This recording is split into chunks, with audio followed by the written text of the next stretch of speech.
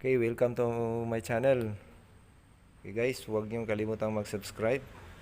So yung i-discuss natin guys is yung about troubleshooting at saka mga simple tips sa pag-disassemble and assemble sa starter motor. Okay, yung nakikita nyo dyan, yan po ang schematic diagram ng starting system. So, the starting system consists of battery, ignition switch, fuse, solenoid switch, starter relay, and starter motor. Okay, yung ibang starting system, mayroon pa siyang clutch switch bali hindi siya mag-andar kung hindi siya naka-apak yung clutch. Good morning. So this time guys, ipakita ko naman sa inyo kung paano mag-troubleshooting sa starting system. Hanapin natin kung ano yung problema ng starting system. Okay, so yung problem niya is will not crank. So this is the problem of the starting system. Clinking action during starting. So clinking, yung mag-click lang siya. Click, click. So ganun lang yung reaction ng starting system. Or will not crank totally, meaning no cranking siya. First procedure natin, i-check natin is yung battery. Kahit anong problema o clinking action during starting or will not crank or no cranking during starting, first process or first procedure is sa battery talaga tayo mag-check. Okay? So ano yung i-check natin sa battery? Normally, check natin yung condition sa battery. Pwede tayo magamit ng battery tester. So ito na yung battery load tester natin. So ito yung gagawin natin. Ito yung instrument na gagamitin natin kung mag-check tayo ng condition ng battery. Okay? So, dito sa simulator, check ko yung battery is makikita natin na i-assume natin na okay yung battery. So wala problema yung battery. So, how about terminals? Check din natin yung terminals. Baka lost connection. O nagkaroon ng lost connection sa battery terminals. So i-clean natin. Try natin. So walang problema. Then check din natin yung dalawang cable. Yung negative cable, ground cable na connection from body ground or engine ground to at saka yung positive cable from positive battery to starter motor na connection. Okay? Check natin. So wala siyang problema. Yan. Next is, pagkatapos mo ma-check yung battery, ano yung next na connection doon is, di ba yung positive battery is connected siya doon sa solenoid switch. Hindi siya nakadirected doon sa starter motor. Doon ka mag-check.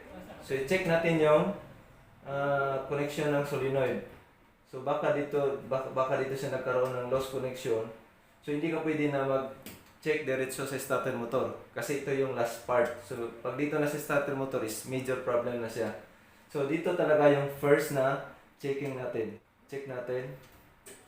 So, meaning, yung problem niya is nasa solenoid. So, yung problem niya ay either lost connection sa solenoid. Pag okay yung solenoid, yung connection sa solenoid, tapos will not crank pa rin yung problem, check din natin yung connection ng ignition switch. Sana yung ignition switch niya. Ito. Check natin yung connection sa ignition. Be sure na yung current or yung connection niya papuntang solenoid is mayroon siyang current dito. Pag test natin ng turbo lamp, pag on mo sa ignition switch, pag switch to ST, tapos umiilaw yung output dito, tapos will not crank pa rin, meaning to say, may problema talaga sa solenoid switch or sa starter motor. So, assume natin na okay yung solenoid switch, tapos will not crank pa rin. So, next natin na i-check naman natin is papunta naman tayo sa starter motor. So, kailangan na natin i-dismount yung starter motor from the engine. Pag na-dismount na natin yung starter motor assembly from the engine, be sure na yung starter motor assembly natin is lagyan mo siya ng marking. Okay, ito na yung sample natin sa starter motor assembly. Yan. Okay. Ito yung solenoid switch. And then ito naman yung starter motor. And then ito naman yung clutch gear. Yung clutch gear, ito yung mag-engage doon sa flywheel ring gear. Okay? Common problem dito guys is yung defective solenoid switch at saka yung worn out carbon brass. Pag worn out carbon brass, yun na. Yung decision natin is kailangan natin i-disassemble yung starter motor. Okay? So yung techniques or basic tips lang sa pag-disassemble ng starter motor, kailangan talaga na maglagay ka ng marking. So halimbawa, mayroon siyang components dito. 1, 2, 3, 4 na parts. So, 3 yung parts niya. So, lagyan mo siya ng alignment. Halimbawa, mag-mark ka dito. I-mark mo siya. Dito naman. Dito, dito.